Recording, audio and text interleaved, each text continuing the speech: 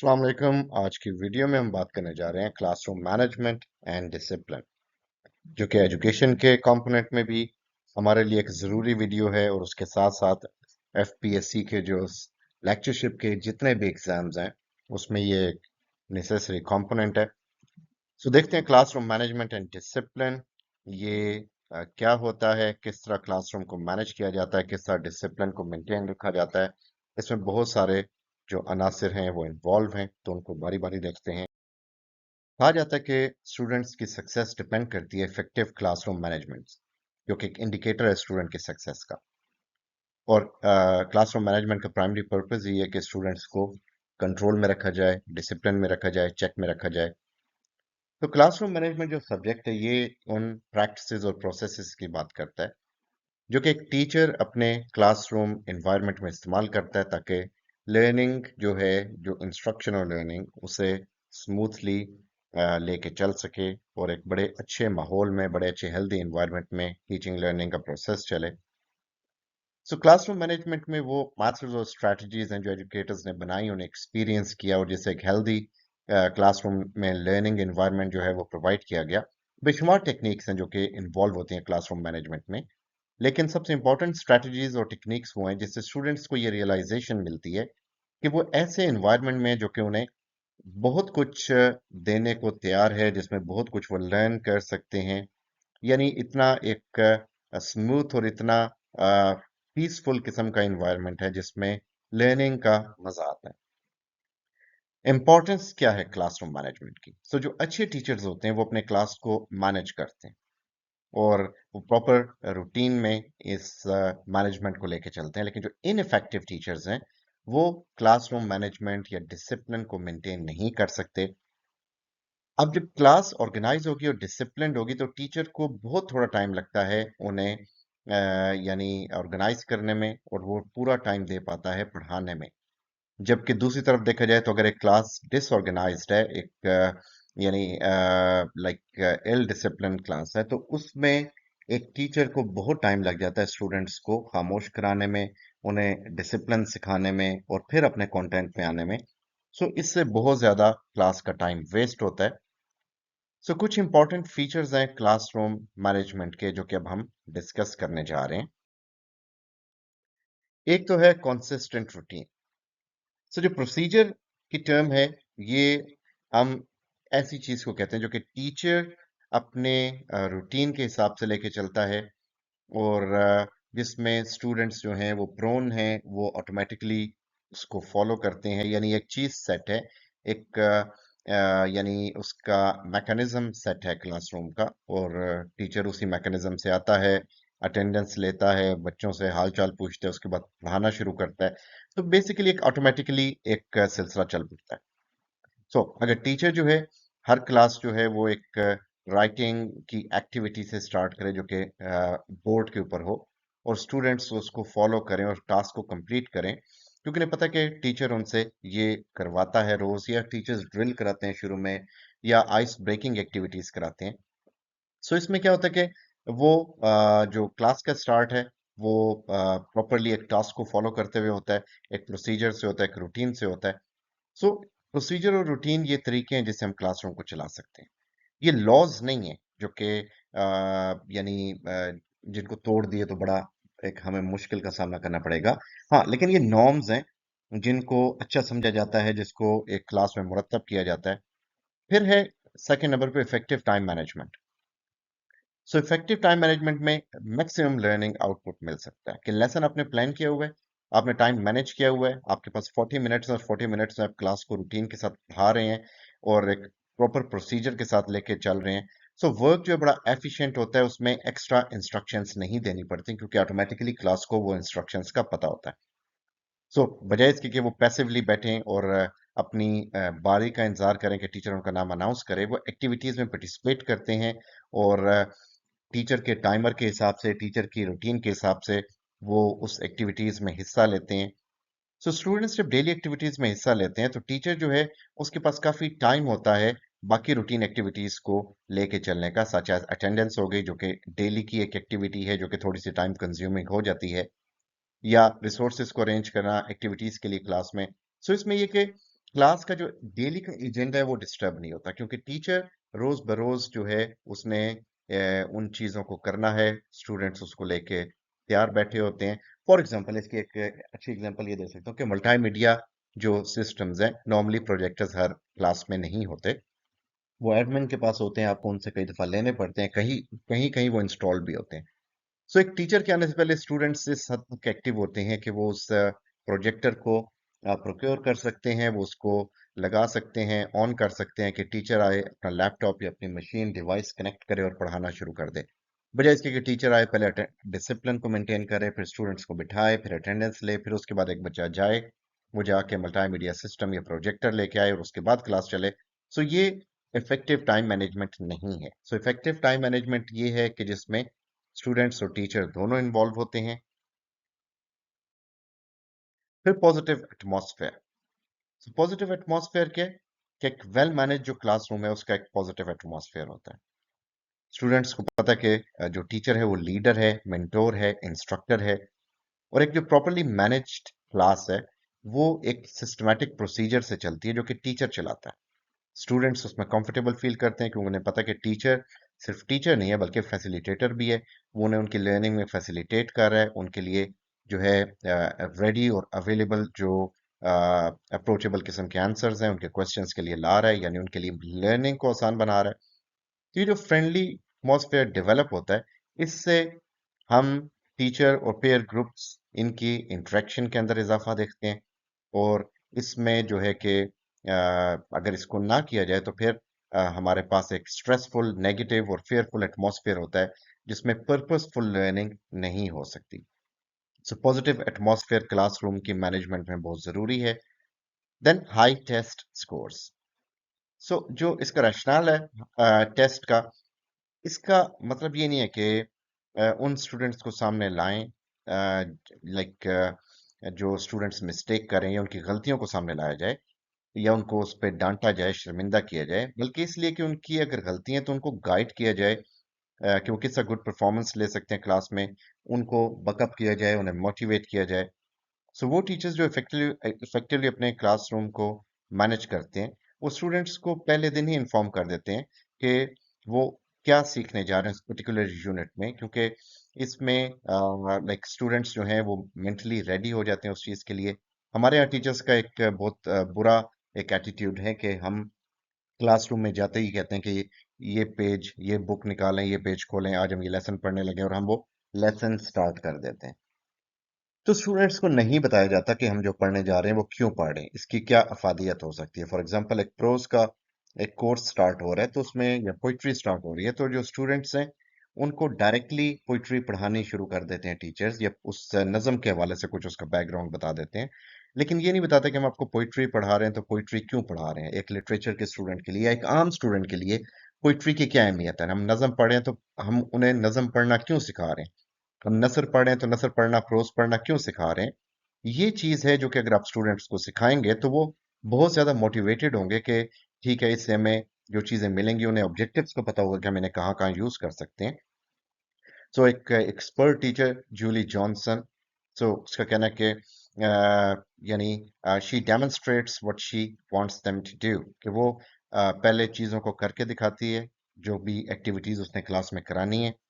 सो जो स्टूडेंट्स हैं वो प्रैक्टिस करते हैं स्किल को उनके साथ, और फिर वो कहते हैं कि मैं उन्हें टेस्ट करती हूँ कि in the same way we practice in the class, so test is not bad word.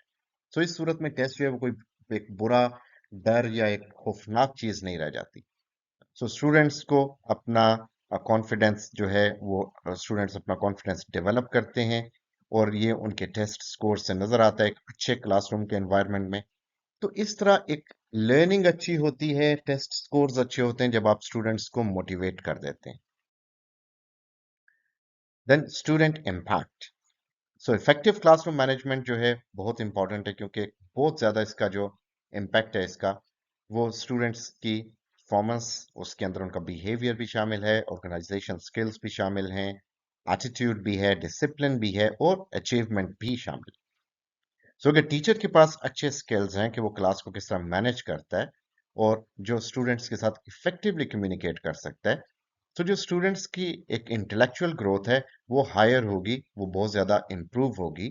और एक वेल मैनेज जो क्लासरूम है वो एक फेवरेबल इन्वायरमेंट देता है जहाँ पे इंटेलेक्चुअल ग्रोथ पॉसिबल है उन स्टूडेंट्स की। तो अगर आप स्टूडेंट्स को अपने साथ लेके चलते हैं तो आप सिर्फ उनकी लर्निंग या उनकी इंटेलेक्चुअल एबिलिटीज़ को या कॉग्निटिव एबिलिटीज़ को इम्प्रूव नहीं कर रहे, बल्कि उनकी साइकोमोटर बिहेवियर भी इम्प्रूव कर रहे हो, आप उनके एटीट्यूड्स भी इम्प्रूव कर रहे हो, उनके लाइक इफेक्टिव बिहेवियर को भी इम्प्रूव कर रहे हो, उनको टीम वर्क की तरफ भी ला रहे हो, उनके अंदर डिसिप्लिन भी पैदा हो रहा है, और ये सारी चीजें मिलकर उन्हें अचीवमेंट की तरफ लेके जाती हैं। देन एंगेज स्टूडेंट्स, सो क्लासरूम मैनेजमेंट में स्टूडेंट्स की एंगेजमेंट बहुत जरूरी है कि स्टूडेंट्स को किस तरह एंगेज किया जाता है क्रिएटिव एक्टिविटीज में, ताकि वो यानी चीज़ों को लर्न करें बजाय इसके कि वो रट्टा लगाएं क्लासरूम टेस्ट को पास करने के लिए। सो एक अच्छे क्लासरूम में जो टीचर है वो स्टूडेंट्स को क्वेश्चन आंसर डिस्कशन और दूसरी मोटिवेटिंग जो एक्टिविटीज़ हैं उनके अंदर इन्वॉल्व करता है। सो टीचर जब मूव कर रहा होता है क्लास के अंदर अपना लेक्चर डिलीवर करते हुए, और स्टूडेंट्स के क्वेश्चंस के आंसर्स देता है और स्टूडेंट्स को रिस्पॉन्ड करता है, जिसमें उसके वर्बल और नॉन वर्बल मेथड सारे शामिल हैं। सो ये चीज़ इस बात को इंश्योर करती है कि स्टूडेंट्स उसको अटेंशन दे रहे हैं, वो लर्न कर रहे हैं। हम में से कई लोग वॉक नहीं करते क्लास के अंदर, वो हम लोग जो हैं डेस्क के पीछे या रोस्ट्रम के पीछे खड़े हो जाते हैं, या हमारा आई कांटेक्ट नहीं होता। तो उससे क्या होता है कि क्लासरूम में वो जो एक स्टूडेंट के साथ जो एक टेंशन का जो एक यानी एक एलिमेंट है वो मिस हो जाता है। फिर प्रेपरेशन, सो क्लासरूम मैनेजमेंट जो है बड़ा इफेक्टिव हो जाता है जब टीचर प्रिपेयर्ड है अपनी क्लास में आने से पहले। हम में से बहुत सारे लोग इस तरह नहीं करते अनफॉर्चुनेटली, कि हम लोग कहते हैं कि बस ठीक है, अच्छा यही पढ़ाना है, लेसन तो मैंने पढ़ा हुआ है। बजाय इसके कि हम उस लेसन को पढ़ के नई चीजें निकालें, क्रिएटिव एक्टिविटीज डिजाइन करें, डेवलप करें कि हम किस तरह मैक्सिमम लर्निंग दे सकते हैं मिनिमम टाइम में। इस एक्टिविटी कौन सी ऐसी हम स्ट्रैटेजीज डेवलप कर सकते हैं इस लेसन के ऊपर, तो हम इस तरह की कोई प्लानिंग नहीं करते। सो जब टीचर आता है विदाउट प्रिपरेशन क्लास के अंदर, सो इसमें जो है लाइक स्टूडेंट्स को मौका मिलता है डिस्टरबेंस क्रिएट करने के लिए, प्रॉब्लम्स कॉज होते हैं इससे, टीचर जो है उसके डेली प्लान के ना होने की वजह से। फॉर एग्जांपल एक इंग्लिश का टीचर आ रहा है, ग्रामर की गलतियां कर रहा है, एक मैथ्स का टीचर आ रहा है और वो क्वेश्चंस को सॉल्व नहीं कर पा रहा, तो इससे उसकी जो एक इनकैपेबिलिटी है वो जाहिर हो जाती है। और जब टीचर का एक ये एक यानी इनकैपेबल होना स्टूडेंट के सामने आ जाए, तो स्टूडेंट उसकी रिस्पेक्ट करना छोड़ देते हैं, क्लासरूम में डिसिप्लिन रखना छोड़ देते हैं। सो टीचर्स के लिए बहुत जरूरी है कि वो अपने उस सब्जेक्ट की कमांड उनके पास हो। गलती इंसान से हो जाती है, यानी that should be an error, but that should not be a mistake और blunder on the part of a teacher. So ऐसी सिचुएशंस को अवॉइड करने के लिए टीचर को चाहिए कि वो उसके पास एक हैंडी लेसन प्लान हो अपना, जो कि अपने इमरजेंसी सिचुएशन में यूज कर सके। हाँ, इन केस होता है कि sometimes you are not prepared for a lesson, for for any reason, teacher is also human being, वो किसी वजह से खुशी गमी की वजह से नहीं तैयार कर पाया। So for that reason he should have a backup plan, जो कि वो क्लासरूम में इम्प्लीमेंट कर सके, वो क्लास को यानी उसके पास एक प्लान्ड लेसन पढ़ा हो जो कि वो उस दिन पढ़ा दे। सो ये बहुत इंपॉर्टेंट टूल है क्लासरूम मैनेज करने का। अब इंपॉर्टेंस और goals bye teachers for the classroom management, यानी क्या इंपॉर्टेंस और क्या गोल्स हैं क्लासरूम मैनेजमेंट के लिए टीचर्स के पास। सो गोल्स और ऑब्जेक्टिव जो टीचर सेट करता है क्लासरूम में वो बड़े इंपॉर्टेंट हैं।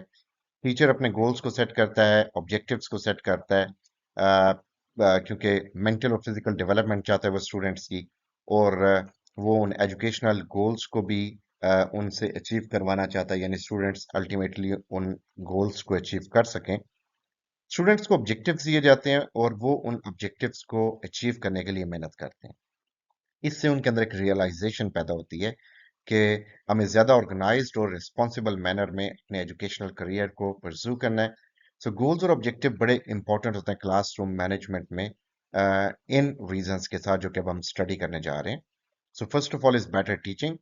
तो अगर गोल्स अच्छे हैं, आपके पास ऑब्जेक्टिव्स हैं, तो आपकी टीचिंग बेहतर होगी। इससे ये होगा कि आप अच्छे एक लेसन प्लान्स बनाओगे, आप अपने ऑब्जेक्टिव्स को कंप्लीट करोगे, आपके हर लेसन प्लान का एक ऑब्जेक्टिव होगा, आप एक क्लासरूम में पर्टिकुलर क्लासरूम में उसको कंप्लीट करके जाओगे। और एक टीचर जब एक स्पेसिफिक गोल लेके आता है तो उसे केयरफुली प्लान करना है कि वो किस तरह इन गोल्स को और ऑब्जेक्टिव्स को कंप्लीट करे, अचीव करे। सो इस पर्पस के लिए टीचर को एक डेप्थ लर्निंग होनी चाहिए करिकुलम की, और ये कि किस तरह वो प्लानिंग करे कि किस तरह उस कोर्स को या उस लेसन को विद इन टाइम कवर कर सके। यानी एक 40 मिनट्स के लेक्चर में एक एक लेसन को और ओवरऑल उस पूरी टर्म के अंदर उस पूरे सब्जेक्ट को उसने किस तरह कवर करना है, किस तरह खत्म करना है। फिर कई सब्जेक्ट जैसे मैथमेटिक्स है, और इसमें हमारे पास क्यूमुलेटिव सब्जेक्ट्स हमें like we need students to have master skills so that they go on. So क्योंकि इन स्किल्स में यानी ये they are like continuously required to the entire course, क्योंकि पूरे कोर्स में उनकी जो एक एक्सपर्टीज है मैथमेटिक्स की वो रिक्वायर्ड है। यानी वो सिर्फ ये नहीं कि फर्स्ट चैप्टर में like they should B expert of everything. तो स्टूडेंट्स जिनकी कमांड नहीं होती उन स्किल्स पे वो पीछे रह जाते हैं। मसलन मुझे मैथ्स की पहली दो एक्सरसाइजेज आ गई, तीसरी नहीं आई समझ, तो मैं चौथी पांचवी को भी अंडरस्टैंड नहीं कर पाऊंगा, क्योंकि अल्टीमेटली वो जो तीसरी मुझे नहीं समझ आई वो कहीं ना कहीं से उसके अंदर कंट्रीब्यूट कर रही है। तो इसमें यह कि गोल्स सेट किए जाएं, टीचर्स प्लान करेंगे किस तरह उनको टीच करना है, ताकि तमाम स्टूडेंट सेम पेज से चलें, कोई पीछे ना रह जाए, और एक लेसन में पीछे रहने से कोई उस पूरे सब्जेक्ट में पीछे ना रह जाए। स्टूडेंट्स का फोकस बड़ा इंपॉर्टेंट है। सो स्टूडेंट्स जो अपने गोल्स के वाले से फोकस्ड हैं और जो एक्सपेक्ट करते हैं कि जो टीचर उन्हें दे रहा है, that gives a clear picture to them, that where they have to focus their attention, so they know very well कि उन्होंने अपनी तवज्जो किस बात पे करनी है। टीचर की जो बॉडी लैंग्वेज है, उसके जो अल्फाज हैं, स्टूडेंट्स आहिस्ता आहिस्ता उसे समझना शुरू हो जाते हैं, उसके इशारों को समझना शुरू हो जाते हैं कि टीचर के लिए क्या इंपॉर्टेंट है, किस चीज़ पे वो तवज्जो दे रहा है, और किस तरह हमने किस चीज़ को फोकस करना है एक पर्टिकुलर लेसन में, एक पर्टिकुलर सब्जेक्ट में। सो जो प्लान गोल्स हैं, इससे स्टूडेंट्स को एक चांस मिलता है कि वो ज़्यादा बेहतर लर्न कर सकें, और जो ऑलरेडी इस्टेब्लिश क्राइटेरिया एक टीचर का किसी लेसन के हवाले से, उसको फॉलो करते हुए उसके बाकी लेसन्स को भी फॉलो करें। एक टीचर वोकेबलरी पे बड़ा तवज्जो देता है, उससे सेंटेंसेस बनवाता है बच्चों से, तो बच्चे बाकी लेसन्स में भी उसको फॉलो करेंगे। एक टीचर पूरा लेसन पढ़ाने के बाद बच्चों से इंडिविजुअली सुनता है कि मैंने क्या पढ़ाया, तो जो फीडबैक है उस पर बच्चे काम करेंगे, तो स्टूडेंट का फोकस जो है वो इम्प्रूव होता है। सो इससे एक सेंस ऑफ अकम्पलिशमेंट भी मिलता है स्टूडेंट को कि यस, कुछ ना कुछ वो अचीव कर रहे हैं। फिर टीचर गोल सेटिंग, सो इसमें setting of goals by teacher, so it opens new gates of learning for students. तो स्टूडेंट्स को ये भी पता चलता है कि गोल्स कैसे बनाने हैं, किस तरह ऑब्जेक्टिव्स जो हैं वो डिराइव करने हैं रियल लाइफ सिचुएशंस के अंदर, यानी जैसे हम लेसन्स के अंदर कर रहे हैं वो हमें रियल लाइफ पे किस तरह अप्लाई करना है। इससे जो है वो गोल ओरिएंटेड इंटेलेक्चुअल्स बन जाते हैं, यानी उनकी वो अपनी लाइफ के अंदर टारगेट सेट करते हैं, और छोटे छोटे माइलस्टोन से, छोटे छोटे जो होते हैं उनके यानी जो एक एम्स उनको लेके फाइनल अल्टीमेट एम तक वो पहुंचते हैं। सो टीचर लेसन के गोल्स बनाता है और उन्हें क्लासरूम में कंप्लीट करने की कोशिश करता है, और स्टूडेंट्स इस स्टेप को रियल लाइफ में उन एक्टिविटीज के जरिए अप्लाई करना सीखते हैं। मोटिवेशन बहुत इंपॉर्टेंट प्रिंसिपल है लर्निंग का। स्टूडेंट्स जो हैं वो कभी भी नहीं सीख सकते अगर वो डीमोटिवेटेड हैं, या लीस्ट मोटिवेटेड हैं, या मोटिवेटेड नहीं हैं। मोटिवेशन का बड़ा इंपॉर्टेंट रोल है क्लासरूम मैनेजमेंट में भी, कि अगर स्टूडेंट्स जो है वो हाईली मोटिवेटेड हैं पढ़ने के लिए, तो वो बहुत जल्दी बड़े ही हाई जील के साथ, जेस्ट के साथ क्लास में ऑटोमेटिकली डिसिप्लिन भी होंगे, मैनेज भी होंगे, और पढ़ भी लेंगे। अगर वाई यानी इसका कंट्रेरी है, यानी कंट्रेरी वाइज, तो फिर स्टूडेंट्स ना पढ़ सकेंगे, ना अंडरस्टैंड कर सकेंगे, ना उनके अंदर लर्निंग का शौक होगा। सो जो सेटिंग ऑफ गोल्स है क्लासरूम में, ये स्टूडेंट्स को मोटिवेट भी करती है, उससे स्टूडेंट्स जो हैं वो हाईली एकेडमिक अचीवमेंट की तरफ बढ़ते भी हैं। सो मोटिवेशन जो है वो किस तरह आएगी, वो टीचर लेके आएगा। वो मटेरियल के जरिए आ सकती है, वो वर्बल इंसेंटिव्स के जरिए आ सकती है, वो फीडबैक के जरिए आ सकती है, वो टीचर की एक्टिविटीज के जरिए आ सकती है, वो टीचर के इन्फ्लुएंशियल वर्ड्स के जरिए आ सकती है। सो इसमें यह है कि वो टीचर जो है वो काफी हद तक उन चीजों को स्टूडेंट्स को एक यानी इस लेवल पे मोटिवेट कर देता है कि वो उनके लिए चीजें बाकी चैलेंजिंग नहीं रहती। नेक्स्ट हम डिस्कस करने जा रहे हैं क्लासरूम मैनेजमेंट में classroom management strategies, positive discipline, classroom seating, and making classroom accessible. सबसे पहले हमारे पास है लर्नर सेंटर्ड अप्रोच। तो मॉडर्न वर्ल्ड में जो ऑल अराउंड द वर्ल्ड जो एजुकेशनल प्रैक्टिसेस हैं उसमें फोकस जो है वो लर्नर सेंटर्ड अप्रोच की तरफ हो चुका है। अब फोकस इंस्ट्रक्टर नहीं रहा, लर्नर बन गया। और ये शिफ्ट ये बताती है कि जो लर्नर है वो किस तरह इंगेज होता है कंटेंट के साथ, यानी लेसन के साथ, अपने इंस्ट्रक्टर के साथ यानी टीचर के साथ, और बाकी लर्नर्स यानी अपने फेलो स्टूडेंट्स के साथ। तो जो कांस्टेंट एंगेजमेंट है, इससे लर्नर्स जो हैं उनके अंदर एक अंडरस्टैंडिंग डेवलप होती है about the material that is shown to them, which can be lesson, which can be the content जो कि वो पढ़ रहे हैं, सो वो उससे आगाही होती है उनकी, बेहतर तौर पे वो उसे डाइजेस्ट करते हैं। फिर है holistic development. So it means कि जो स्टूडेंट्स हैं उनके अंदर करेज और कॉन्फिडेंस पैदा किया जाए तीनों डोमेन्स के अंदर, यानी कॉग्निटिव कि वो किस तरह सोचते हैं, सोशल वो किस तरह एक दूसरे से इंटरेक्ट करते हैं, और एथिकल कि वो किस तरह रिस्पॉन्सिबल सिटीजन्स बनते हैं। ये भी इसका एक हिस्सा है। फिर कॉग्निटिव डेवलपमेंट इसके अंदर देखा जाए फर्दर, सो लर्निंग जो है वो सिर्फ रट्टा नहीं है, मेमोराइजेशन नहीं है। लर्निंग है कि जो स्टूडेंट्स हैं वो उस एनवायरनमेंट में, उस एक्सपेरिमेंट में, उस इंफॉर्मेशन के एक ऑब्जर्वेशन में या उस इंफॉर्मेशन के असूल में they should be feeling safe. So इससे ये होता है कि उनके अंदर कॉन्फिडेंस डेवलप होता है, उनके अंदर स्किल्स डेवलप होते हैं, और जो इंफॉर्मेशन उन्हें दी जाती है वो उन्हें एनालाइज करते हैं, वो उनके बारे में क्वेश्चन करते हैं, और वो क्लासरूम से बाहर भी उसके बारे में सोचते हैं। यानी ये सिर्फ रट्टा नहीं है कि आपने एक चीज को याद कर लिया, क्रैम कर लिया। इसमें ये चीज भी शामिल है कि आउट ऑफ द बॉक्स जाके वो सोचें, चीजों पे गौर करें, चीजों को रियल लाइफ एक्सपीरियंस से लिंक करने की कोशिश करें। सोशल डेवलपमेंट में ये है कि जो स्कूल और जो टीचर्स हैं, इन्हें चाहिए कि बच्चों को एक कम्युनिटी का एक्सेप्टेड और वैल्यूड मेंबर के तौर पे ट्रीट करें। यानी स्टूडेंट को एक एजाज दिया जाए, इज्जत दी जाए, ताकि उसके अंदर एक पोटेंशियल हो, उसके अंदर एक वकार हो, एक सेल्फ एस्टीम हो जब वो स्कूल में आए, जब वो नॉलेज हासिल करे। सो सोशल डेवलपमेंट का मतलब बच्चों में सेल्फ कॉन्फिडेंस और एबिलिटी पैदा करना कि वो अपने आप को, अपनी जजमेंट को ट्रस्ट कर सकें। इससे उनको एक अपॉर्चुनिटी मिलेगी कि वो बाकी स्टूडेंट्स के साथ स्ट्रॉन्ग रिलेशनशिप बना सकते हैं, टीचर के साथ बना सकते हैं, और किस तरह वो इन रिलेशनशिप्स में पॉजिटिवली कंट्रीब्यूट कर सकते हैं, वो इस चीज को भी समझते हैं। फिर एथिकल डेवलपमेंट, इसमें बच्चों के हवाले से ये फील किया जाता है कि they should follow like traditional values. So इससे भी हट के, इससे भी ज्यादा जो इसकी डोमेन है, ये इससे भी ज्यादा इसका जो यानी ऑब्जेक्टिव है वो ये कि students should feel safe in asking questions about their responsibilities as citizens and about values, कि बच्चे अपनी वैल्यू, अपना रोल, अपने रिस्पॉन्सिबिलिटीज को जानने के लिए क्वेश्चन करने के काबिल हों।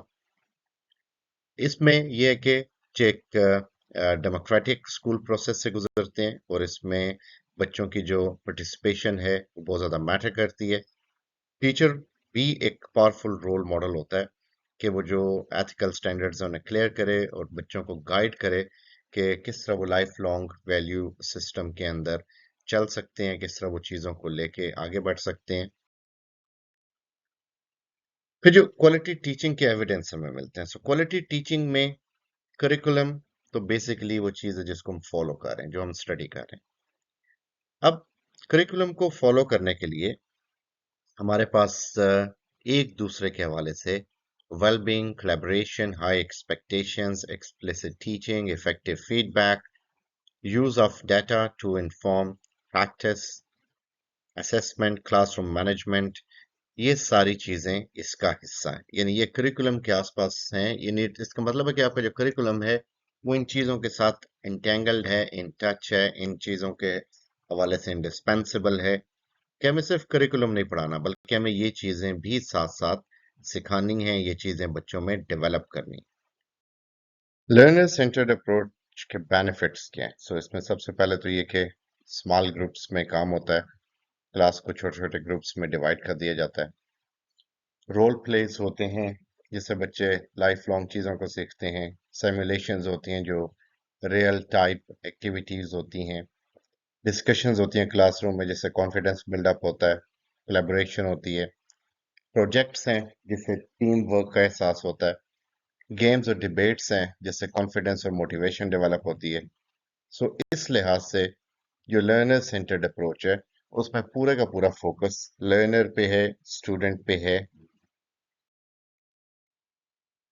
लर्नर सेंटर्ड अप्रोच से रिलेटेड और जो क्लासरूम मैनेजमेंट के हवाले से, डिसिप्लिन के हवाले से एक और इम्पोर्टेंट चीज़ है कि what is acceptable language about disability, कि एक क्लास में कुछ स्टूडेंट्स हो सकते हैं वो can be people with special abilities, तो उनकी दिल आज़ारी ना हो तो कैसी जुबान इस्तेमाल करनी चाहिए। तो इसमें पहले तो ये कि सेंसेशनलाइजेशन ना हो चीज़ों की कि वो इस चीज़ से सफ़र कर रहा है, he is afflicted with this, she is victim of this वगैरह वगैरह। बल्कि इसमें ये कह सकते हैं कि a person who has multiple sclerosis. So ये स्क्रोलाइसिस जो है ये एक साइंटिफिक टर्म है जो कि थोड़ा सा इन चीज़ों को कवर कर लेती है। फिर जो इंडिविजुअल्स हैं जो बेसिकली हमारे पास क्लास में मौजूद हैं इस तरह के, उसमें डेफ हो सकते हैं, उसमें ब्लाइंड हो सकते हैं। सो इसमें ये इन लोगों को डेफ या ब्लाइंड कहना ये गलत है। सो इनको पीपल विद एबिलिटीज और लाइक इसको हम ये भी कह सकते हैं अ पर्सन विद आर्थराइटिस। सो यानी इनको पीपल विद एबिलिटीज कह दें, पर्सन विद आर्थराइटिस कह लें, ताकि उनकी वो जो एक एहसास से महरूमी है वो उन्हें महसूस ना हो।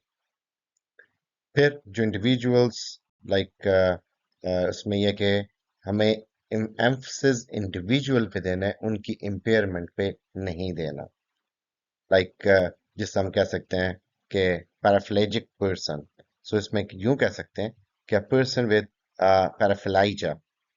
सो यानी कि ये बेसिकली एक लोअर बॉडी पार्ट की जो एक मूवमेंट्स उनके हवाले से ये टर्म है। यानी आपने कंसर्न जो है बीमारी को नहीं रखना, आपने लोगों पे तवज्जो देनी है। So your words should be person specific. फिर जो एबिलिटीज और एक्शंस हैं उन पे तवज्जो दी जाए, बजाय इसके कि आप ये कहें कि वो चीजें जो कि एक इंसान नहीं कर सकता। वो वर्ड्स अवॉइड करें जो पैसिव साउंड होते हैं। So, like uses a wheelchair or hears an aid rather than ये कि वो एक व्हीलचेयर में है या व्हीलचेयर रिडन है या वो सुन नहीं सकता एड के बगैर, तो उसकी जगह ये कहना कि वो सुन सकता है एड के साथ, वो व्हीलचेयर यूज कर सकता है, वो वॉक नहीं कर सकता, वो क्रिपल है, बजाय उसके आप ये कह सकते हैं वो क्रचेस के साथ वॉक कर सकता है। तो पार्शली ब्लाइंड को आप ये कह सकते हो कि पार्शली साइटेड। सो ये पॉजिटिव या होपफुल किस्म के वर्ड्स हैं हमारे पास। सो इनको हमें अपने क्लासरूम में अपने वर्ड्स में एज अ पेशेंट नहीं कहना कि लाइक कि वो पेशेंट्स हैं, वो मेडिकल ट्रीटमेंट ले रहे हैं। सो अगर वो मेडिकल ट्रीटमेंट ले रहे हैं सो उनको तब हम पेशेंट कहेंगे, वरना अगर आपके क्लासरूम में है so they are people with abilities, और उनके लिए ही होपफुल एडजेक्टिव्स और वर्ब्स और नाउन्स हमने यूज। नेक्स्ट हमारे पास classroom management strategies for teachers. उसमें सबसे पहले एस्टैब्लिश क्लियर एक्सपेक्टेशंस कि आप क्या एक्सपेक्ट कर रहे हैं क्लास के वाले से। बिल्ड पॉजिटिव रिलेशनशिप्स, आपका और स्टूडेंट का एक बड़ा पॉजिटिव रिलेशन होना चाहिए। एस्टैब्लिश क्लासरूम रूटीन के एक प्रॉपर रूटीन के साथ एक क्लासरूम चलना चाहिए। यूज पॉजिटिव रीइंफोर्समेंट के जो एक सिलसिला जो बार बार उस क्लासरूम में अकर हो रहा है, जो उसमें फीडबैक आ रही है, जो उसमें बच्चों को आप उनको चेक कर रहे हैं, क्रॉस चेक कर रहे हैं, that should be filled with positivity. और स्टूडेंट्स को एक्टिवली एंगेज करना कि स्टूडेंट्स आपके साथ एंगेज हों, उनकी तवज्जो डाइवर्ट ना हो क्लास में, वो आपके पर अटेंटिव हों, फोकस्ड हों। नेक्स्ट हमारे पास डिसिप्लिन। सो डिसिप्लिन एक प्रॉपर तरीकेकार है, एक सीक्वेंस में रह के पॉजिटिविटी के साथ चीज़ों को एक नॉर्म्स को फॉलो करते हुए अदा करना। डिसिप्लिन और पनिशमेंट में डिफरेंस है। डिसिप्लिन जो है वो आपको सिखाता है कि कौन से कॉन्सिक्वेंसेस हैं जो कि मिसबिहेवियर की तरफ लीड करते हैं और पनिशमेंट उस मिसबिहेवियर का रिजल्ट है। जो स्टूडेंट्स हैं उन्हें हमें इंटरनलाइज सेल्फ डिसिप्लिन सिखाना है। स्टूडेंट्स को ये नहीं सिखाना कि आप अच्छी तरह बिहेव करें, ये ना हो कि आप कोई गलत काम करते हुए पकड़े जाएं और उनको पनिशमेंट मिले। सो इसमें लिसनिंग और मॉडलिंग का बड़ा काम है। इसमें मिस्टेक्स को लर्निंग अपॉर्चुनिटीज के तौर पे यूज किया जाता है डिसिप्लिन में। पनिशमेंट में स्टूडेंट्स को सिर्फ और सिर्फ लॉजिकल रूल्स से जो है अप्लाई करने पे फोर्स किया जाता है। Just because you said so, तो फिर ये तुम्हें इसकी सजा मिलेगी। तो चीजें जो हैं पनिशमेंट में बेसिकली लर्निंग नहीं है, लेकिन डिसिप्लिन के अंदर लर्निंग है। सो पनिशमेंट डिसिप्लिन से इसीलिए डिफरेंट है कि पनिशमेंट में आप एक खमियाजा भुगतते हो, लेकिन पनिशमेंट का मतलब ये नहीं है कि आप ठीक रास्ते पे आ जाओगे। कभी होता भी है लेकिन नॉट ऑल द टाइम। लेकिन डिसिप्लिन ये है कि आप एक बार इसकी आदी हो जाते हो तो फिर आप उसको छोड़ नहीं सकते, यानी आपकी लाइफ डिसिप्लिन है। सो डिसिप्लिन और पनिशमेंट को हमें कंफ्यूज नहीं करना चाहिए। दोनों बिल्कुल डिफरेंट टर्म्स हैं, दोनों के डोमेन्स डिफरेंट हैं। हालांकि दोनों को हम थोड़ा सा स्ट्रिक्टनेस की सेंस में लेके आते हैं, लेकिन discipline is a positive term. Positive discipline के चार मेन स्टेप्स हैं। सो स्टेप वन है कि जो अप्रोप्रिएट बिहेवियर है वो डिस्क्राइब किया जाए, कि सब लोग खामोश हो जाए। सो इट मीन्स सब के दिस इज फॉर एवरीवन, और दिस इज डिस्क्रिप्शन जो कि आपने पूरी क्लास में दी कि हमें इस वक्त खामोशी चाहिए। और आप कह सकते हैं कि सब लोग अपने मोबाइल्स ऑफ कर लें, मोबाइल्स साइलेंट पे कर दें या बैग में रख लें। सो दैट मीन्स के ये एक अप्रोप्रिएट बिहेवियर आपने अनाउंस कर दिया कि ये इस क्लासरूम का प्रोटोकॉल है, ये इस क्लासरूम का रूल है, ये नॉर्म्स हैं। फिर क्लियर रीजंस कि क्यों हम खामोश हो जाएं। क्योंकि हम मैथमेटिक्स का लेसन स्टार्ट कर रहे हैं और हर बंदे को तवज्जो से सुनना है, वरना आप इसको समझ नहीं पाएंगे। इससे क्या होगा, लोग एक दूसरे के लिए, अपने टीचर के लिए उसके रिस्पेक्ट में खामोश हो जाएंगे, ताकि हर बंदा अंडरस्टैंड कर सके वो एक दूसरे को अच्छी तरह ट्रीट कर रहे हैं, इस तरह जिस तरह वो खुद चाहते हैं कि उन्हें अच्छी तरह ट्रीट किया जाए। क्योंकि जाहिर बात है, जब वो खामोश होंगे तो लेसन की अंडरस्टैंडिंग अच्छी होगी, तो वो एक दूसरे का लिहाज करते हैं, अपने टीचर का लिहाज करते हैं।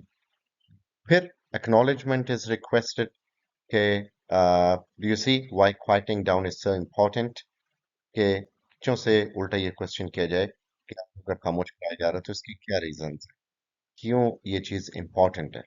तो बच्चे उस चीज से सीखेंगे कि ये सिर्फ टीचर का एक हुक्म नहीं है कि वो खामोशी पसंद करता है, बल्कि ये उल्टा उनके स्टूडेंट्स के लिए खुद बेनिफिशियल है कि उन्हें खामोश रहना है, ताकि वो चीज़ों को अंडरस्टैंड कर सकें। फिर करेक्ट बिहेवियर इज रीइंफोर्स, जिसमें आई कांटेक्ट है, नॉड हो सकती है। नॉड मीन्स के इस बात में सर हिलाना, शेक कहते हैं मनफी में सर हिलाना। स्माइल हो सकती है। Extra 5 minutes of play time हो सकता है at the end of the day या at the end of the your period class. Extra credit points हो सकते हैं इसमें। यानी सोशल रिकग्निशन एक बहुत अच्छा रिवॉर्ड हो सकता है, जिसको आप क्लास के सामने बच्चों को मेंशन करें कि ये बहुत अच्छे स्टूडेंट्स हैं। सो जब रिवॉर्ड्स को यूज किया जाता है, वो बेशक छोटे हो स्मॉल हो, लेकिन वो बड़े ग्रेटिफाइंग होते हैं। सो इससे जो इंडिविजुअल चिल्ड्रन है उनके अंदर बहुत ज्यादा चेंज आता है, और ये बड़ा इफेक्टिव है उनके लिए।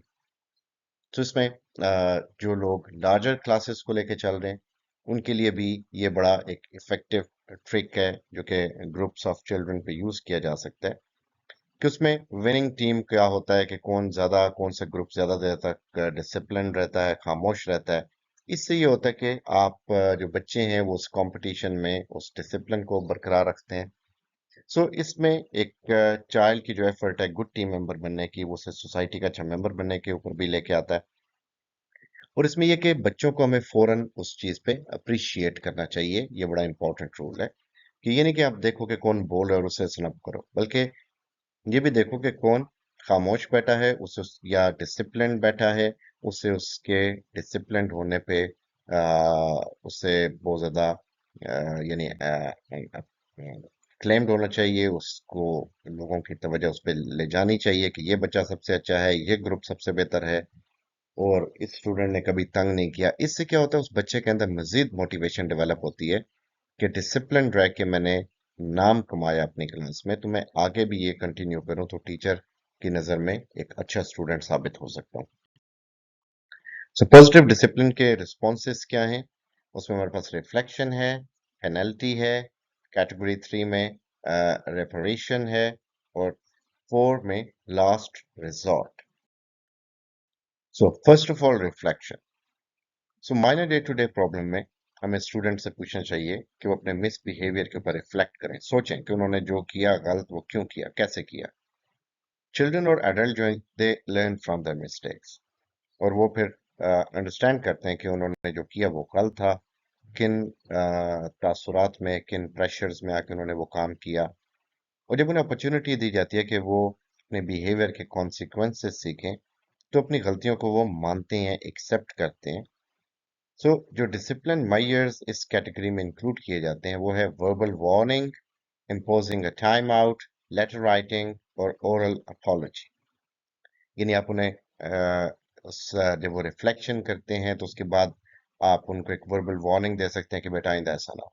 फिर इम्पोजिंग अ टाइम आउट, कि आप उन्हें एक टाइम आउट दे सकते हैं कि भाई ये तुम्हारे पास अब आखिरी 2 चांस रह गए।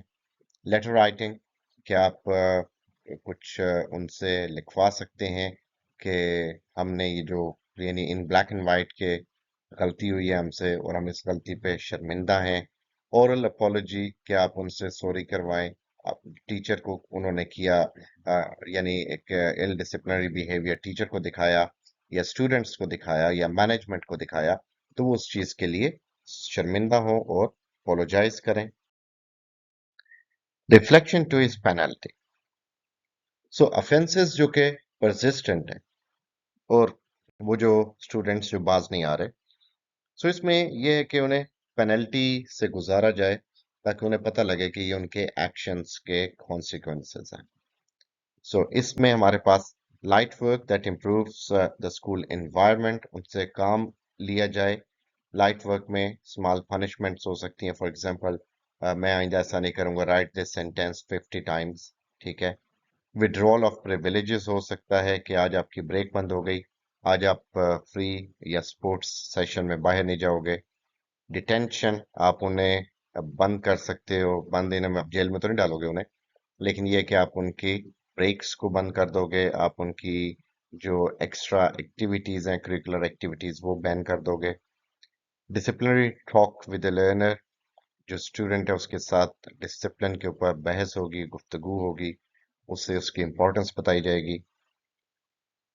कम्युनिटी सर्विस, जिसमें आप उनके पेरेंट्स को इन्वॉल्व कर सकते हैं, आप उनके गार्डियंस को इन्वॉल्व कर सकते हैं। देन रेफरेशन, सो ऑफेंस जिससे एक थर्ड पार्टी को डैमेज हो रहा है, तो स्टूडेंट को एक पब्लिक रेफरेशन जो है he has to take that. So इसमें अपने मिसबिहेवियर को बाकियों के सामने एक्नॉलेज करना और अपने एक्शंस की रिस्पॉन्सिबिलिटी लेना। सो ये जो टाइप है डिसिप्लिनरी मेजर्स की, इसके अंदर हमारे पास पब्लिक अपॉलजी है। इसमें यानी पब्लिक अपॉलजी के आप लोगों के सामने अपॉलोजेटिक हो, यानी वो सिर्फ आप अपने टीचर या एक स्टूडेंट जिसके सामने आप, जैसा लास्ट केसेस में कैटेगरी 1 कैटेगरी 2 जिसमें टीचर और बाकी स्टूडेंट्स शामिल थे, इसमें आपके पास एक थर्ड पार्टी है। सो थर्ड पार्टी वो कैंटीन ओनर भी हो सकता है, थर्ड पार्टी कैंटीन जो स्कूल बुक शॉप का बंदा वो हो सकता है, कोई स्कूल की पीएन हो सकता है, कोई आया हो सकती है, किसी स्टूडेंट के फादर हो सकते हैं, पेरेंट्स हो सकते हैं। सो इस सूरत में क्या होगा कि बेसिकली जो रेपरेशन है, इसमें आप पब्लिक अपोलॉजी करोगे, क्योंकि रेपरेशन का बेसिक मतलब है टू मेक रिपेयर, यानी चीजों को अमेंड करना, गलतियों को सुधारना। सो पब्लिक अपोलॉजी आप सब उनके सामने, लोगों के सामने उनसे माफी मांगोगे। अब इसमें भी स्टूडेंट एक बार जब मांग लेते तो उससे एहसास होता कहीं था मैंने ये नहीं करना, कि तजलील दोबारा ना हो। रिप्लेस और रिपेयर, कि आप अपनी आदतों को उनको रिप्लेस करो, रिपेयर करो, अपने एटीट्यूड्स को मेंट करो, ठीक है। और या उसमें बहुत सारी चीजों को आपको छोड़ना पड़ता है। फाइनेंशियल रेस्टिट्यूशन, कि आपको जो फाइनेंशियल जो बेनिफिट्स हैं वो आपसे ले लिए जाएं, या उसमें आपको उसमें थोड़ा सा अ, यानी फाइन्स वगैरह वो किए जाएं। तो इससे क्या होगा, इससे थोड़ा सा बच्चा जो जिसके लिए थोड़े से पैसे भी बहुत ज्यादा होते हैं, तो उसमें वो चीज उसका रिफंड होना कि वो उसके लिए बहुत बड़ी बात होती है। फिर इन्वॉल्विंग पेरेंट्स, कि जिसमें पेरेंट्स इन्वॉल्व हों, और पेरेंट्स के इन्वॉल्वमेंट के बाद बच्चे नॉर्मली सबक सीख ही लेते हैं, क्योंकि वो बात घर तक चली गई। अब घर में उनको डांटना या उनकी जो एक यानी रोज का एक फीडबैक कि आज तो आपने इस तरह की गलती नहीं की, तो ये बच्चे को बहुत कुछ सिखा देते हैं।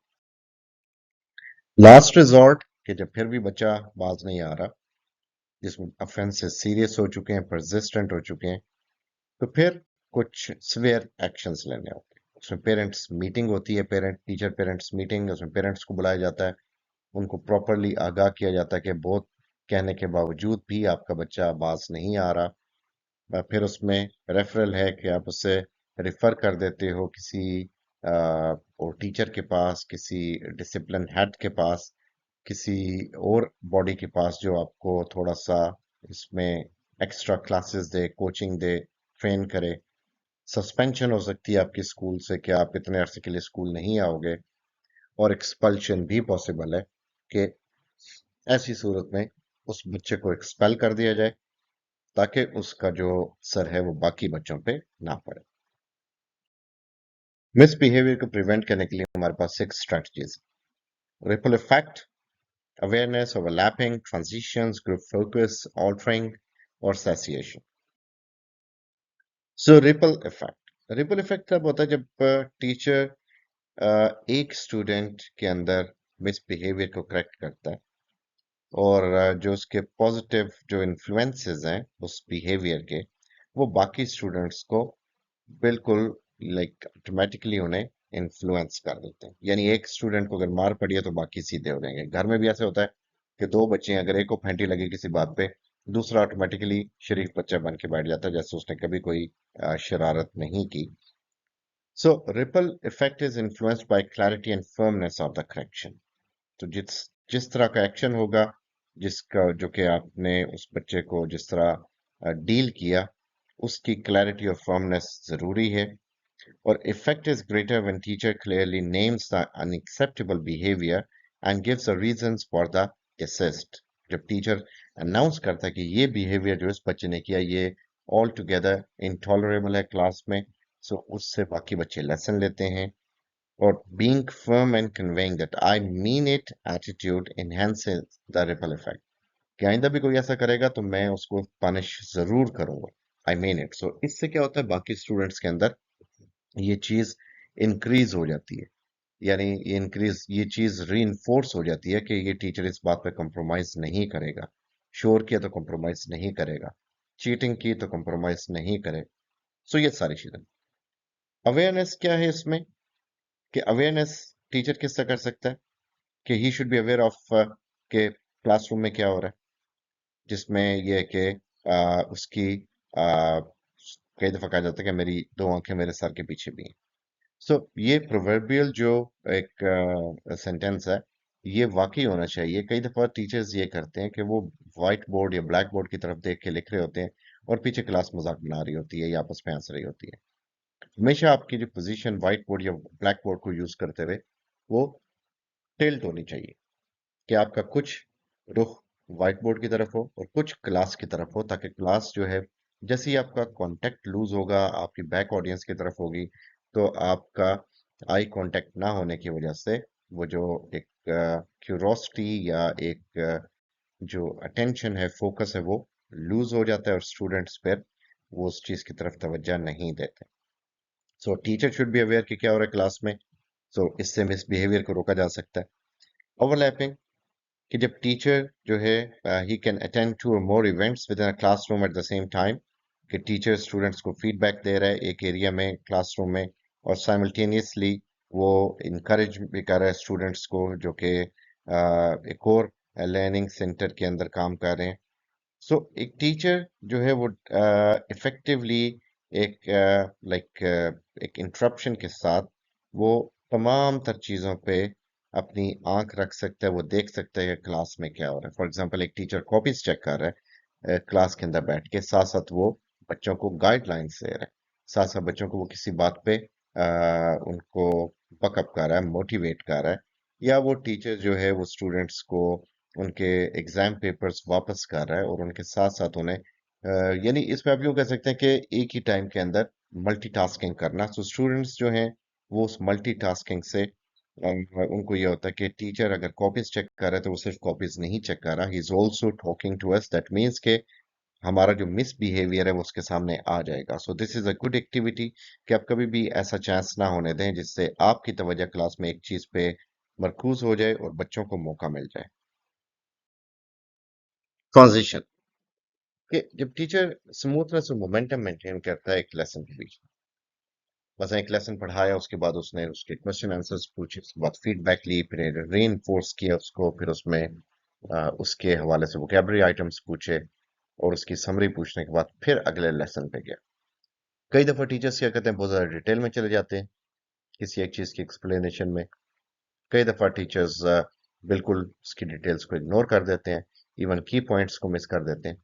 इससे स्टूडेंट्स के अंदर मिसबिहेवियर का खदशा मुमकिन होता है। मिसबिहेवियर का मतलब ये नहीं कि वो बदतमीजी करेंगे, इट मीन्स कि वो अटेंशन लूज कर देंगे, आपस में गुफ्तगू शुरू हो जाएंगे, वो खुद चीजों को ढूंढना शुरू कर देंगे जो टीचर से मिस आउट हो गई। तो इससे ये होता है कि क्लास में मिसबिहेवियर बढ़ सकता है। सो जो ट्रांजिशन है एक लेसन से दूसरे के बीच में, that should be very effective, that should be very strategic, जिसमें एक्टिविटीज हों जो कि क्लास को बांध के रखें।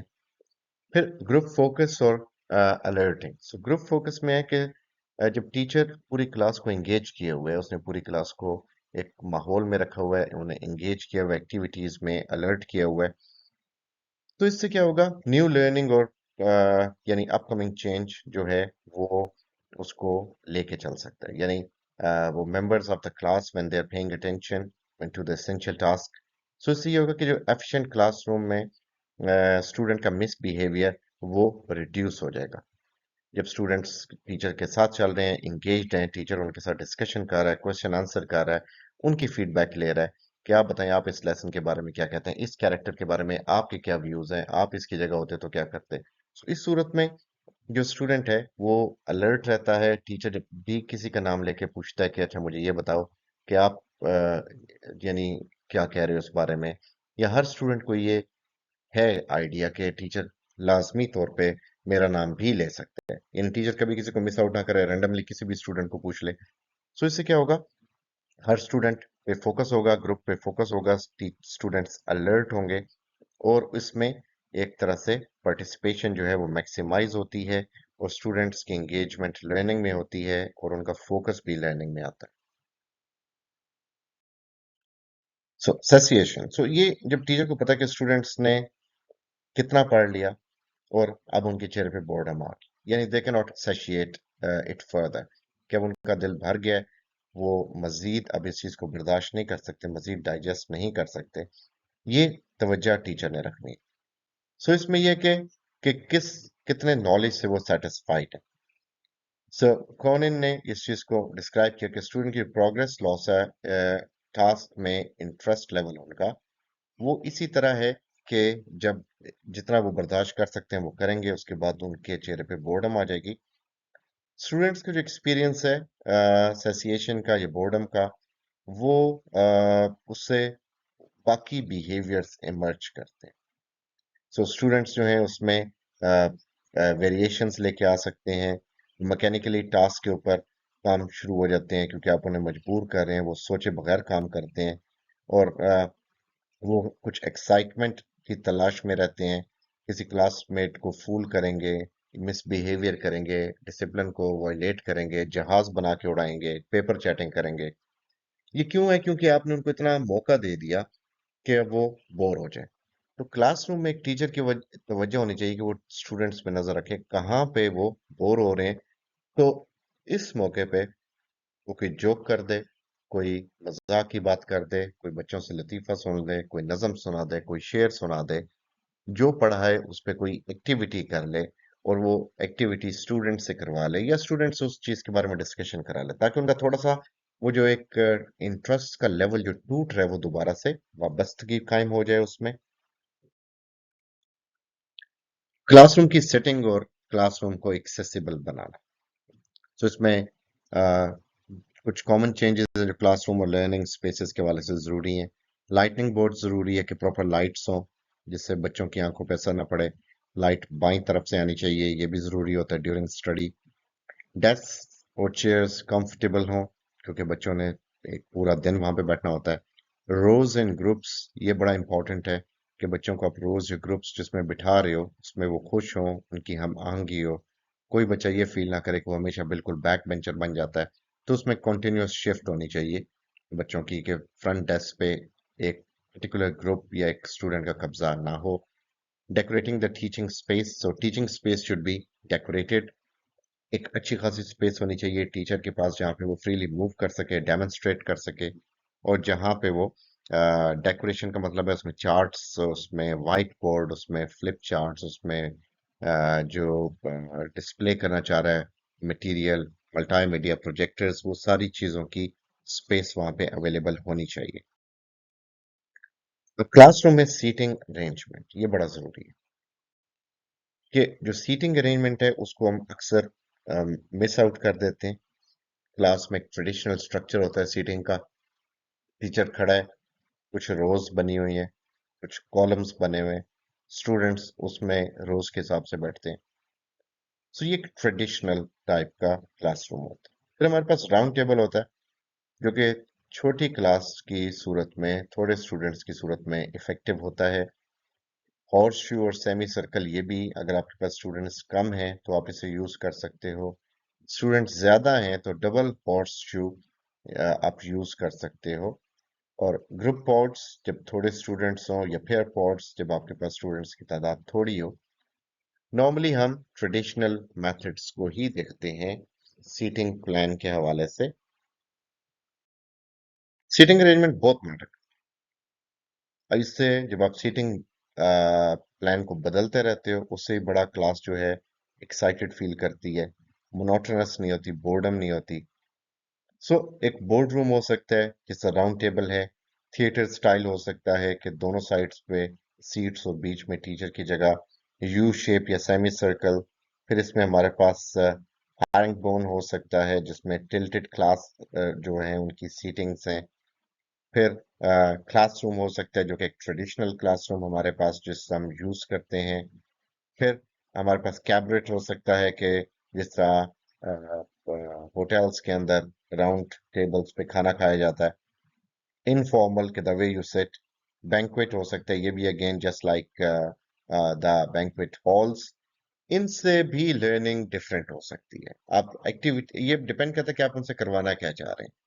ग्रुप वर्क्स के लिए, पेयर वर्क्स के लिए, टास्क्स के लिए, प्रोजेक्ट वर्क्स के लिए, सो उसमें या रोल प्लेस के लिए you have to have different seating plans, वो उसके लिए जरूरी है। तो क्लास का एनवायरनमेंट उसमें जो ट्रेडिशनल क्लासरूम्स हैं और जो लर्नर सेंटर्ड क्लासरूम्स हैं उनमें क्या फर्क। कम्युनिकेशन में फर्क होता है क्योंकि ओल्ड टाइप क्लासरूम में टीचर सामने खड़ा स्टूडेंट्स को फेस कर रहा है, और लर्नर सेंटर्ड में टीचर स्टूडेंट के साथ बैठ सकता है और कभी उनके डेस्क पे बैठ रहा है, कभी उनके साथ किसी खाली चेयर पे बैठ के उन्हें पढ़ा रहा है, कभी उनके दरमियान में से गुजरता हुआ वॉक करता हुआ उनको पढ़ा रहा है। फिर सीटिंग अरेंजमेंट जैसा एक ट्रेडिशनल स्कूल में होती हैं, चेयर सामने पड़ी हुई हैं। लेकिन लर्नर सेंटर में अरेंजमेंट्स जो हैं वो टीचर्स के एक्टिविटीज की बेस पे हैं, वो उसके लेसन के उस रिक्वायरमेंट की बेस पे हैं। फिर टीचिंग मटेरियल में जैसे ट्रेडिशनली हम देखते हैं टीचर के पास अपनी बुक है, स्टूडेंट्स के पास अपनी बुक है। लेकिन जो लर्नर सेंटर्ड उसमें वैरायटी ऑफ मटेरियल है, उसमें सारे मिलके बैठे हुए हैं, उसमें न्यूज़पेपर्स भी हैं, उसमें पोस्टर्स भी हैं, उसमें डायग्राम्स भी हैं, उसमें चार्ट्स भी हैं, और ये सारी चीज़ें क्लास में स्कैटर हुई हुई हैं, दीवारों पे लगी हुई हैं, और हर एक चीज़ से जो है लोग फायदा ले रहे हैं। रिसोर्सेज के टीचर का इंटरेक्शन जो है स्टूडेंट्स के साथ, यानी इसमें टीचिंग मटेरियल के बगैर है, यानी उसमें कोई टीचिंग मटेरियल शामिल नहीं है सिवाय टेक्स्ट बुक के। सो लर्नर में क्या है, लर्नर सेंटर्ड में कि टीचर लेसन को प्लान करता है एडवांस में। टीचर स्टूडेंट्स को टीचिंग लर्निंग मटेरियल लाने को कहता है। और खासतौर पर वो मटेरियल जिसकी कोई कॉस्ट नहीं है। सो इसमें हम टीचिंग मटेरियल किताब को नहीं कह रहे। टीचिंग मटेरियल मीन्स के जो हेल्पिंग मटेरियल हो सकता है जिसमें ऑडियो या विजुअल एड्स हो सकती हैं। फिर इवेल्युएशन के इसमें टेस्ट यूज किया जाता है एज अ स्टैंडर्ड, लेकिन लर्नर सेंटर्ड में इवेल्युएशन जो है वो ऑब्जर्वेशन के जरिए भी हो सकती है, स्टूडेंट्स के वर्क के सैंपल के जरिए, उनके ग्रुप प्रोजेक्ट्स के जरिए। इस तरह भी आप उन्हें इवेल्युएट कर सकते हैं। अब time management. So effective time management classroom में किस तरह की जाए। सो इफेक्टिव टाइम मैनेजमेंट के लिए कुछ वेरिएबल्स हैं कि आप पढ़ा किसको रहे हैं, प्राइमरी को या जूनियर ग्रेड को, या सब्जेक्ट जो है वो किस तरह का कॉम्प्लेक्स है या सिंपल है, और फिर जो एकेडमिक और सोशल लेवल आपके स्टूडेंट्स का वो क्या है। सो इन वेरिएबल्स के बेस पे टाइम मैनेजमेंट मैटर करती है। सो टाइम मैनेजमेंट जो है क्लासरूम में, उसके लिए क्या चाहिए कि अपने गोल्स बनाएं। ये चीज़ हमने कवर करनी है, एक लिस्ट बनाई जाए। इम्पॉर्टेंट टास्क को प्रायोरिटाइज किया जाए, जिसमें हमारे पास अर्जेंट और इम्पॉर्टेंट, यानी वो काम जो ज़रूरी है और अर्जेंट भी है, यानी उसको फ़ौरन करना है। फिर कुछ काम जो कि नॉट अर्जेंट बट इम्पॉर्टेंट, कुछ काम अर्जेंट नहीं होते लेकिन इम्पॉर्टेंट ज़रूर होते हैं। कुछ काम अर्जेंट होते हैं लेकिन इम्पॉर्टेंट नहीं होते, और कुछ काम ना अर्जेंट होते हैं ना इम्पॉर्टेंट होते हैं। सो ये एक मैट्रिक्स है जो कि जो हम अपनी लाइफ पे अगर अप्लाई करें, सबसे ज़्यादा ज़रूरी काम वो होते हैं जो कि नॉट अर्जेंट बट इम्पॉर्टेंट, जिसमें नमाज है, जिसमें कुरान है, जिसमें एक्सरसाइज है, जिसमें फैमिली टाइम है। ये सारी चीज़ें अर्जेंसी डिमांड नहीं करती लेकिन इम्पॉर्टेंट बहुत है। आप इन्हें एक दिए गए टाइम फ्रेम के अंदर आप कभी भी अदा कर सकते हो। आप इन्हें टाइम दे सकते हो जब आप इसमें उसके लिए टाइम निकाल रहे हो, सिवाय नमाज का भी आपके पास एक पर्टिकुलर टाइम फ्रेम होता है। बहरहाल बाकी चीज़ों में एक्सरसाइज आप पूरे दिन में कभी भी कर सकते हो, फैमिली के लिए आप कोई भी टाइम, एक अच्छा खासा टाइम स्पेयर कर सकते हो, आप वॉक के लिए कोई टाइम स्पेयर कर सकते हो। कई चीज़ें ये हैं नॉट अर्जेंट बट इम्पॉर्टेंट। इसमें अब अर्जेंट एंड इम्पॉर्टेंट जो पहले वाला है, कि कुछ चीज़ें अर्जेंट भी हैं और इम्पॉर्टेंट भी हैं, कि आपके बॉस ने आपको एक टास्क अचानक दे दिया और ये काम आपको अभी अभी करना है, ये इंपॉर्टेंट भी हो गया और अर्जेंट भी हो गया। अब कुछ चीजें जो अर्जेंट हैं लेकिन इंपॉर्टेंट नहीं है, कि आपके बॉस ने आपको कहा यार ये मेरा बिल है, ये जमा कराओ फटाफट। अब ये चीज आपके लिए अर्जेंट हो गई क्योंकि आपके बॉस ने हुक्म दिया, लेकिन वो चीज आपके लिए जरूरी नहीं है। और कुछ चीजें ना अर्जेंट होती है ना इंपॉर्टेंट, कि टीवी के आगे बैठ गए, इंटरनेट खोल लिया, व्हाट्सएप खोल लिया, ना वो अर्जेंट है ना इंपॉर्टेंट है। इस तरह क्लासरूम के हवाले से कई चीजें हमारे पास अर्जेंट और इम्पोर्टेंट होती हैं, कई चीजें नॉट इम्पोर्टेंट होती हैं, कई चीजें नॉट अर्जेंट होती हैं लेकिन इंपॉर्टेंट होती हैं।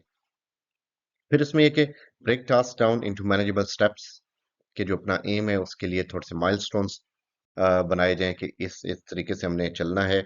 ब्रेक्स ली जाएं ताकि मोनोटोनस ना क्रिएट हो, लेसन को रिहर्स किया जाए, और टाइम हो डिस्कशन के लिए। ये ना हो कि टीचर बोल के चले जाए, बल्कि क्लास के हवाले से भी डिस्कशन का टाइम।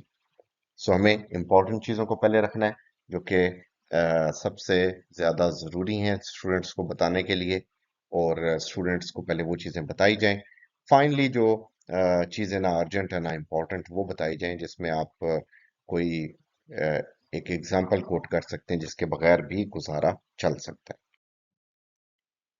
अब चैलेंजेस क्या हैं क्लासरूम को मैनेज करने में। लेट आना, ठीक है।